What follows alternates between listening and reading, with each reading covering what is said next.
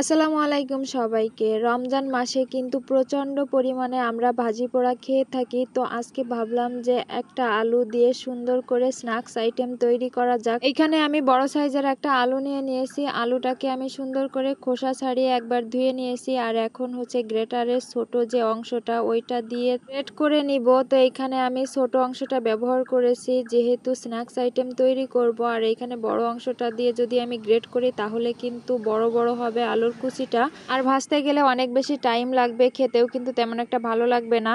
এইখানে আমার সম্পূর্ণ আলুটা কিন্তু সুন্দর করে গ্রেট করা হয়ে গেছে। এখন আলুটাকে ধুয়ে নিব, যতক্ষণ পর্যন্ত কষ পানি বের হবে ততক্ষণ পর্যন্ত হাত দিয়ে কষলে কষলে আলুটাকে আমি ধুয়ে নিব।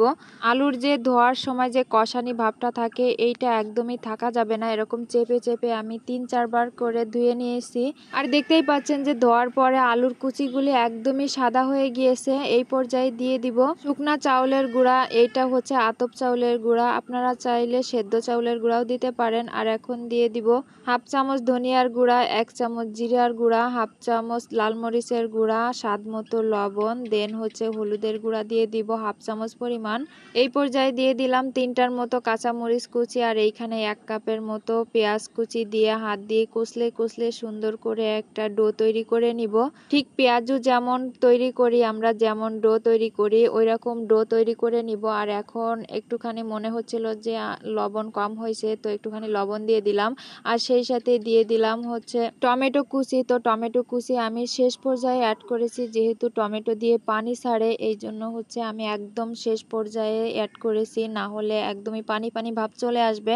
আর টমেটো দেওয়ার পরে কিন্তু আলতো হাতে মেখে নিতে হবে, না হলে পানি পানি ভাব হয়ে যাবে, আর হচ্ছে আঠালো ভাবটা আর থাকবে না, আর ভাজতে গেলে একদমই খুলে যাবে। এই জন্য টমেটোটা শেষ পর্যায়ে অ্যাড করতে হবে। আর এখন তেলের মধ্যে সবগুলো পাকোড়া একে একে দিয়ে দিলাম, আর এখন হচ্ছে উল্টিয়ে পাল্টিয়ে দেন লাল লাল করে ভেজে নিতে হবে।